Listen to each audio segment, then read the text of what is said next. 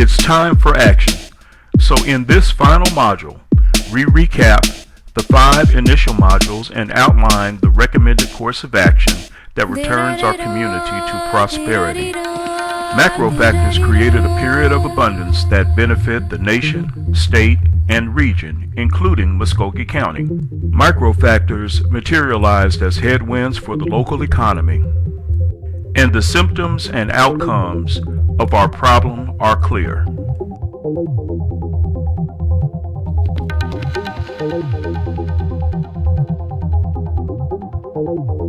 With this in mind, let's take a look at some reported information and data. The comprehensive annual financial report for Muskogee County reflects the touted population growth for the county.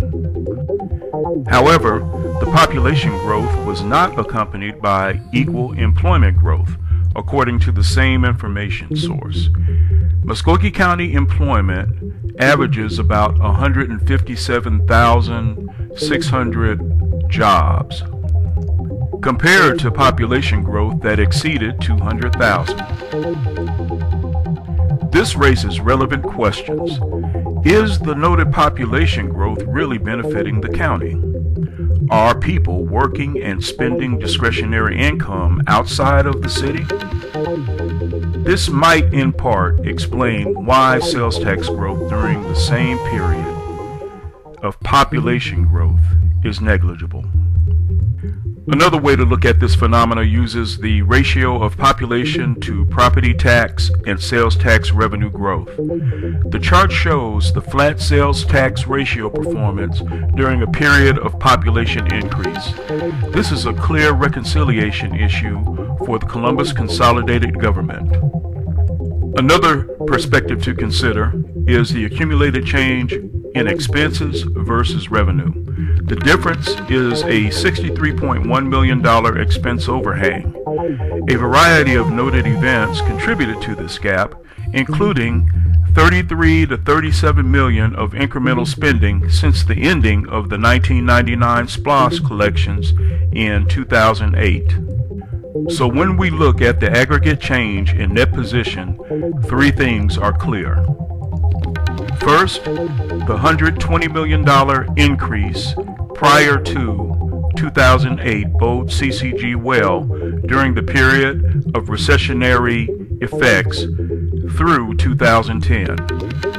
Capital spending supported by the 1999 SPLOST ended in 2008, adding up to $235 million in new amenities and infrastructure.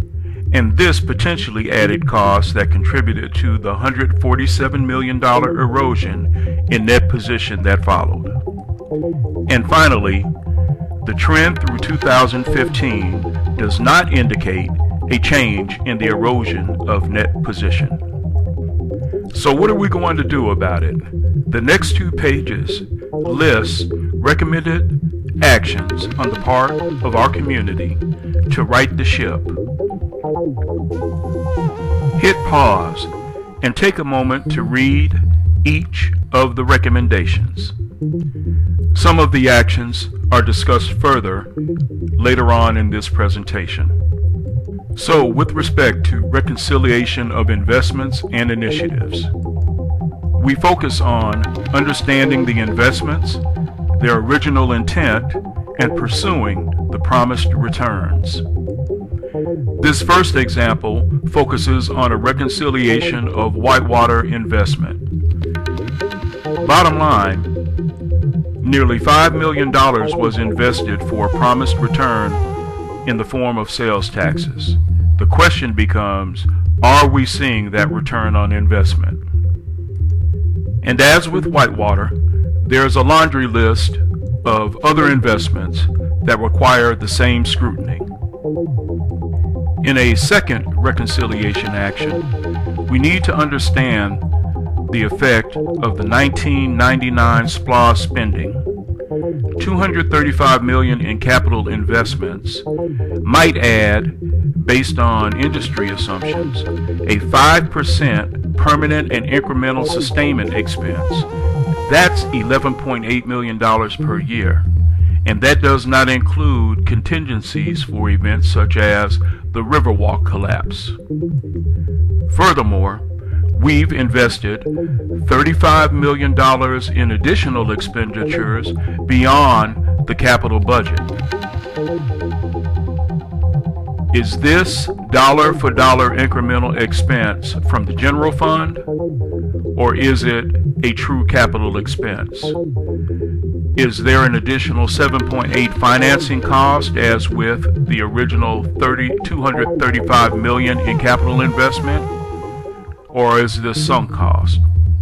We need to understand these things before we can have a cogent discussion about what's happening with our finances.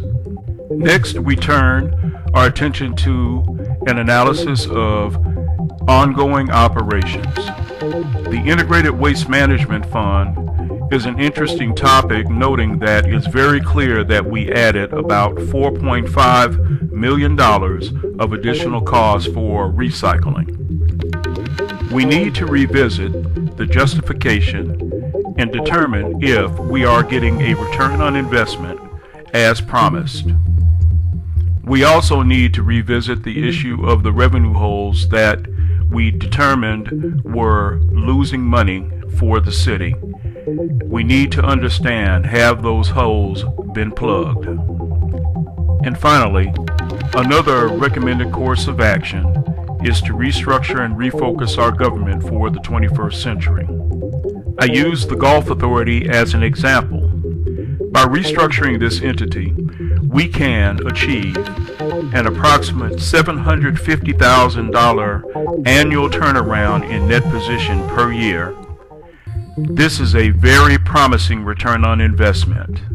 And with that, we conclude this final module of the Columbus Consolidated Government Accountability Forum. Ideas, analysis, action. Let's shape a bright future.